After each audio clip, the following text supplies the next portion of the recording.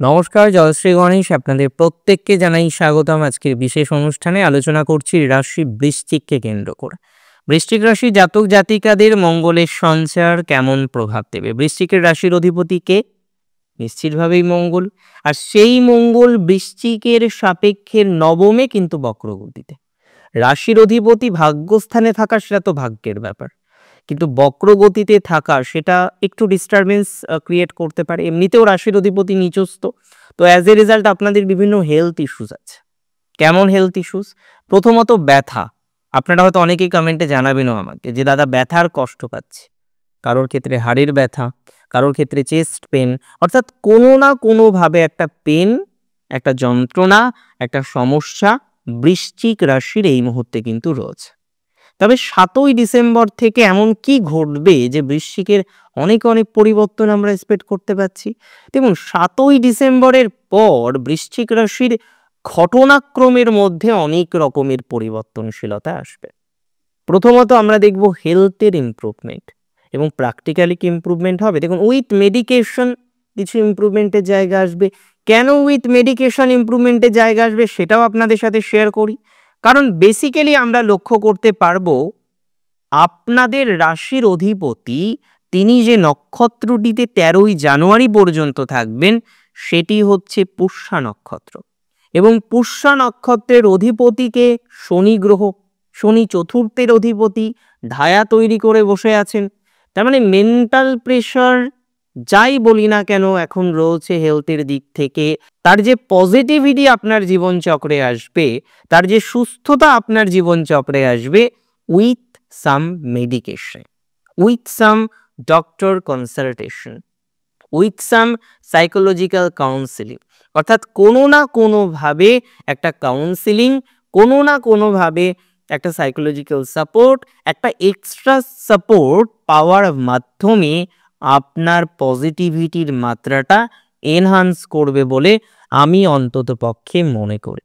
যাদের রাশি বৃশ্চিক, আপনাদের বৃশ্চিক রাশির জাতক জাতিকাদের আরও বেশ কিছু ক্ষেত্রেই পজিটিভিটি বৃদ্ধিপ্রাপ্ত হবে বলে আমি কিন্তু মনে করছি। যদি আপনি প্রশ্ন করেন কোন কোন ক্ষেত্রে বৃশ্চিকের পজিটিভিটি বাড়তে পারে, দেখুন, প্রথমত পজিটিভিটি বাড়বে এডুকেশনাল ক্ষেত্রে। যে সমস্ত বৃশ্চিক রাশির জাতক জাতিকারা এডুকেশনাল প্রবলেমে ভুগছেন, কেমন ধরনের প্রবলেম? কারোর ক্ষেত্রে আপনারা লক্ষ্য করবেন আপনি এডুকেশন নিয়ে এগোতে চাইছেন, কিন্তু আপনার একটা সমস্যা, একটা এডুকেশনাল বাধা, সেটা বারবার আসছে আপনার ফ্রেন্ডশিপ থেকে।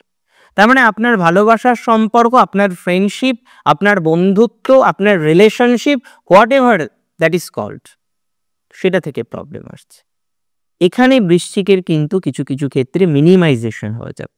তার মানে কিছু ক্ষেত্রে রিলেশনশিপ থেকে বেটার রেজাল্ট আসবে।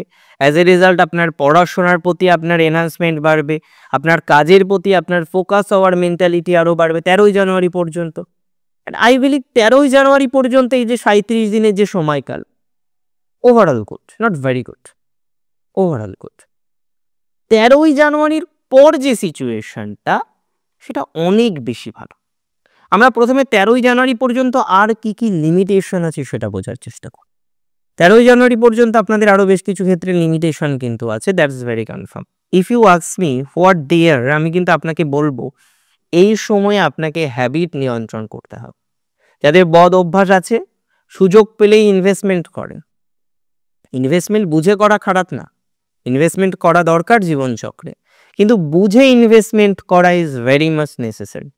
তাই আমি মনে করি যে সমস্ত বৃশ্চিক রাশির জাতক জাতিকারা ইনভেস্ট করবেন, specially you are going to invest in share market or equity or like that, in that particular platform, আমি আপনাকে হাইলি রেকমেন্ড করব খুব বুঝে শুনে ইনভেস্ট করতে। কারণ এই সময়ে এমন কিছু মানসিক স্থিতি তৈরি হতে পারে যে আপনি হঠাৎ করে না বুঝে কিছু ইনভেস্টমেন্ট করে ফেললেন।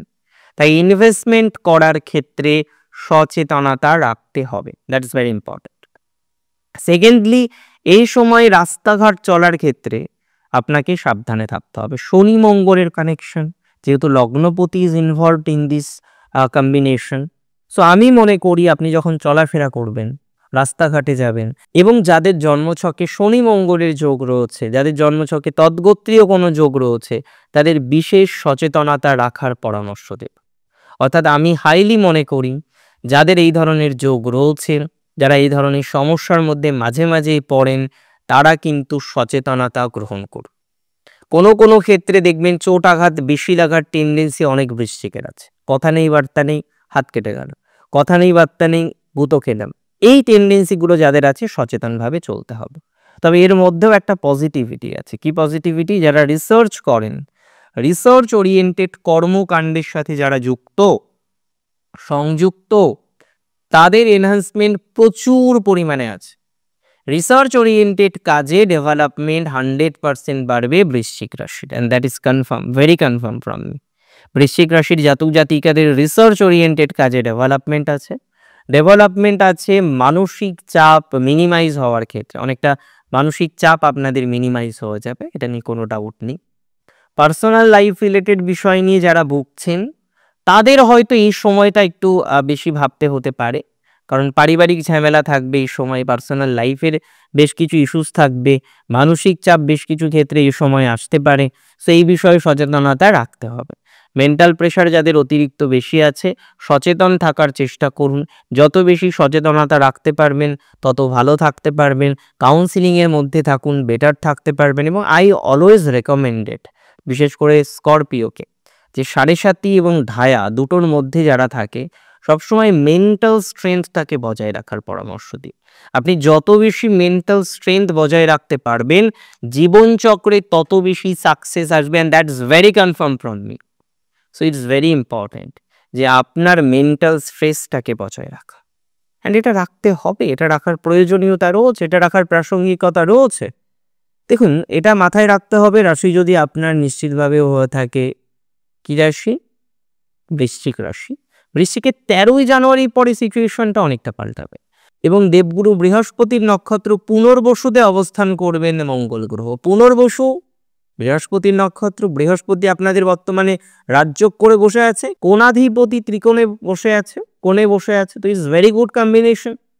তো এখানে গিয়ে আপনার ভালোবাসার জয়, এখানে গিয়ে আপনার সম্পর্কের জয়, এখানে গিয়ে আপনার সন্তানের জয়, অর্থাৎ সন্তান রিলেটেড ম্যাটারে গ্রোথ হবে, সন্তান রিলেটেড ম্যাটারে সাকসেস রেট বাড়বে। So don't worry. 2025 13ই জানুয়ারি থেকে 23শে ফেব্রুয়ারি, এই যে 40-41 দিনের একটা সময়কাল রয়েছে, এখানে কিন্তু আপনার সন্তান ভাগ্য বেটার, সন্তানের সাথে বন্ডিং বেটার হবে, রিলেশনশিপ বেটার হবে। যে কোনো ধরনের রিলেশনশিপ, ভালোবাসার সম্পর্ক হোক, বন্ধুত্বের সম্পর্ক, relationship is always a relationship. So রিলেশনশিপের ক্ষেত্রে কিন্তু আমরা পজিটিভিটির মাত্রাটা বৃদ্ধিপ্রাপ্ত হতে দেখব, দ্যাট ইজ ভেরি কনফার্ম।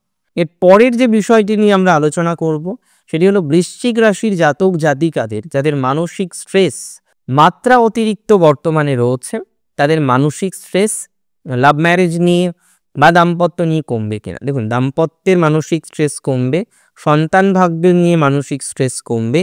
যে কোনো ধরনের ব্যবসা করেন যারা, ব্যবসায় মানসিক স্ট্রেস অনেকটা মিনিমাইজ হবে। সেলফ প্রফেশন বা স্বনিয়ন্ত্রিত পেশা বা বৃত্তিতেও মানসিক স্ট্রেস অনেকটা মিনিমাইজ হবে, সেই আশা বা সেই ভরসা রাখা যেতে পারে, বা আমি রাখছি। 2025-এর 13ই জানুয়ারি থেকে 23শে ফেব্রুয়ারি 41 দিনের সময়কাল। এই সময়কালে বৃশ্চিকের মঙ্গলের ট্রানজিট ভালো ফল দেবে হেলথেও।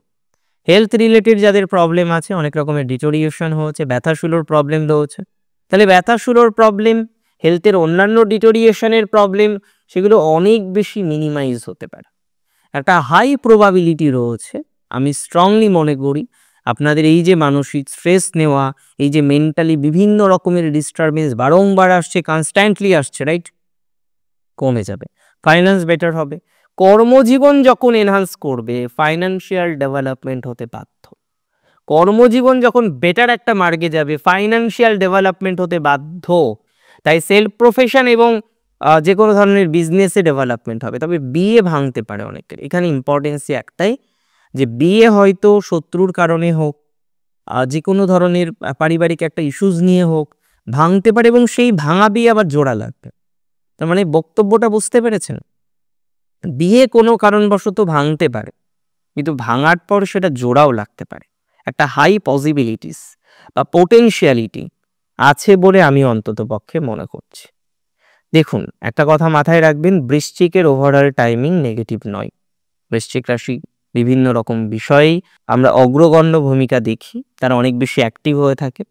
অনেকে দূরে আছেন, প্রবাসে আছেন, অনেকে অন্য রাজ্যে আছেন, কাজ করছেন, সাকসেসফুলি করছেন, অনেকের মানসিক জটিলতা এসেছে বিভিন্ন রকম ভাবে। যে পরিস্থিতির মধ্যে আপনি থাকুন না কেন, হয়তো ঈশ্বরের কৃপায় অনেক ভালো পরিস্থিতির মধ্যে আছেন বা ছিলেন, আমি এটুকু অ্যাসুরিটি আপনাকে দিচ্ছি, এই মঙ্গলের ট্রানজিট কিছুটা আপনাকে হেল্প করবে। এটা নয় যে সমস্ত রকম আপনার সমস্যা, আপনার যন্ত্রণাকে মিনিমাইজ করে দেবে একটা ট্রানজিট, এরকম হয় নাকি, কিন্তু ডেভেলপমেন্ট তো দেবে, ভালো তো রাখবে। আর পার্টিকুলারলি কোন কোন ক্ষেত্রে ভালো রাখতে পারে সেটা নিয়ে আমি মূলত চর্চা করি, চেষ্টা করি একটু স্পেসিফিকভাবে প্রেডিকশন করার, নক্ষত্রের উপর একটু বেশি জোর দেওয়ার চেষ্টা করি। তো ঠিক আছে, আমরা সেই বিষয় নিয়ে যতটা সম্ভব চর্চা করা যায় আলোচনা করার চেষ্টা করলাম। আজকের অনুষ্ঠান সম্পর্কে আপনার মতামত সুচিন্তিত হলে ভালো লাগবে, আমাকে জানাবেন আপনার মতামত। আমার সাথে ফেসবুকে যুক্ত হতে পারেন, সার্চ করে নিতে পারেন আমাকে ফেসবুকে, অথবা লিঙ্ক আপনি ডেসক্রিপশন বক্সে পেয়ে যাবেন। ভালো থাকুন, সুস্থ থাকুন, জয় শ্রী গণেশ।